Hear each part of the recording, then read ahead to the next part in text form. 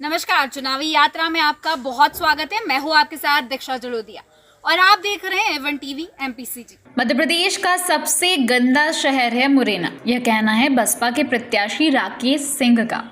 Rakesh Singh cabinet मंत्री रुस्तम सिंह के पुत्र हैं, जिन्होंने भाजपा से नाराज होकर बसपा से टिकट ले लिया है। राकेश सिंह मुरैना की समस्याओं को लेकर अपना ब्लूप्रिंट तैयार कर चुके हैं।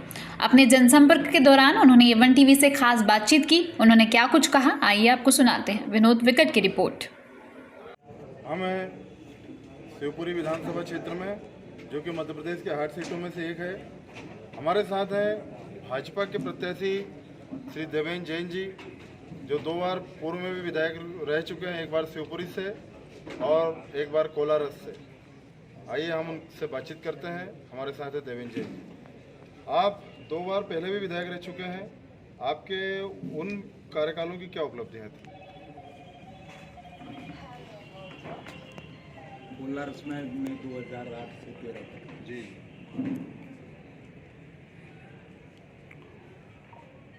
एक ग्राम डहरवारा मैंने 70 हेक्टेयर जमीन को औद्योगिक केंद्र के रूप में विकसित करा। कोलारस में ITI खुला। जी हमारी 2 तहसीलें कोलारस और बदरवास, जी दोनों में तहसीलों के भवन बनाए गए। और जितना ग्राम पंचायतों का मामला यदि अपन देखें तो 130 ग्राम पंचायतों के ग्रामों के अंदर जहाँ कीचड़ और धूल रहती थी, पूरे ग्रामों में सीसी रोड डले गए। जी काम बहुत सारे हैं, जी पुल हैं, पुलियाँ हैं। मेरे पास रिकॉर्ड है, अभी आप पहले से कहते हैं ना, पूरा रिकॉर्ड एक एक चीज़ बताता था। बहुत सारे। वर्तमान में जो यहाँ से कांग्रेस के प्रत्याशी हैं, उनको लेकर के आपका क्या मानना है? पिछोर से भागे हुए रणछोड़ दास 30 साल में इनने जितना अनाचार, अत्याचार, भ्रष्टाचार, गुंडागिरी, निरपराध लोगों को 376 हरिजन एक्ट में फंसाना, गरीबों की जमीनों पर कब्जा करना और मकानों पर कब्जा करना इनके लोगों का काम रहा। और 30 साल के जो पाप का घड़ा था वह भर चुका था और इनको शंका हो गई कि ये पाप का घड़ा अब फूटने वाला। सर आईडी आगे कर लें। शिवपुरी में बेरोजगारी एक बहुत बड़ा मुद्दा है, चाहे शिक्षितों की हो चाहे अशिक्षितों की हो। इसके लिए आपके मन में कोई कार्य योजना है क्या? बहुत बड़ी इंडस्ट्री के लिए, कोई भी इंडस्ट्री के लिए अर्थशास्त्र कहता है कैपिटल, लेबर, रॉ मटेरियल और सेल। हमारे यहाँ लेबर है, जैसा आप कह रहे हैं। कैपिटल का भी दिक्कत नहीं है, क्योंकि हमारी राज्य सरकार और केंद्र सरकार इतनी सब्सिडी दे रही है शिवपुरी में इंडस्ट्री खोलने की। परंतु जो मैंने 70 हेक्टेयर का कोलारस का आपको बताया, वो विकसित कर दी, कोई उद्योगपति उद्योग लगाने नहीं आया। एक जमीन और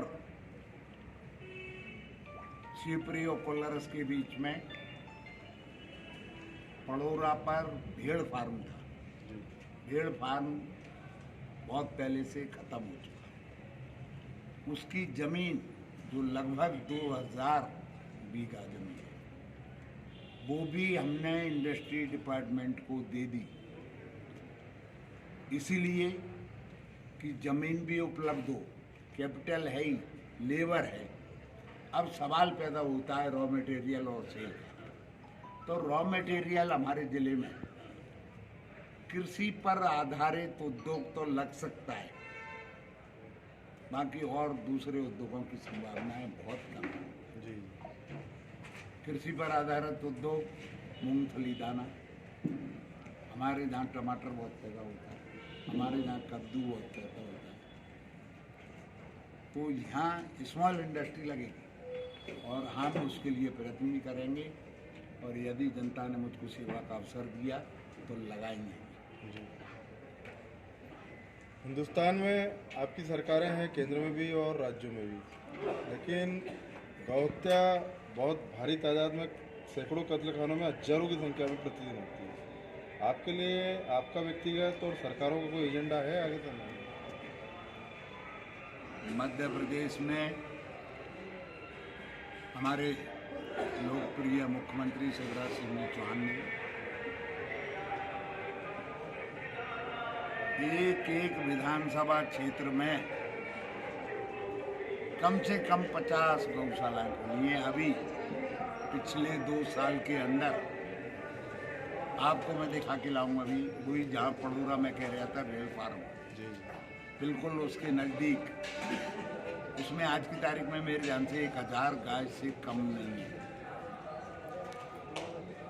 मेरे व्यक्तिगत विचार है कि गौशाला जब तक सक्सेसफुल तरीके से काम नहीं कर सकती, जब तक जन सहयोग ना हो।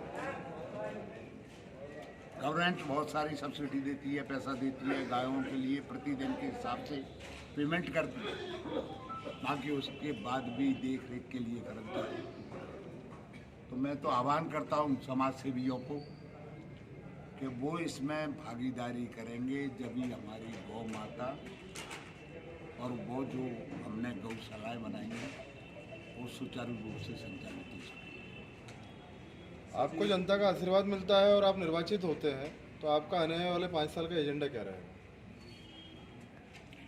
शिवपुरी नगर की प्रमुख समस्या है शुद्ध पेयजल की सप्लाई। कांग्रेस की नगरपालिका थी यहाँ की, जब पेयजल योजना प्रारंभ हुई, नगरपालिका एजेंसी, उस समय पर अभी जो कांग्रेस के प्रत्याशी हैं इनके 1 सिपाही सालार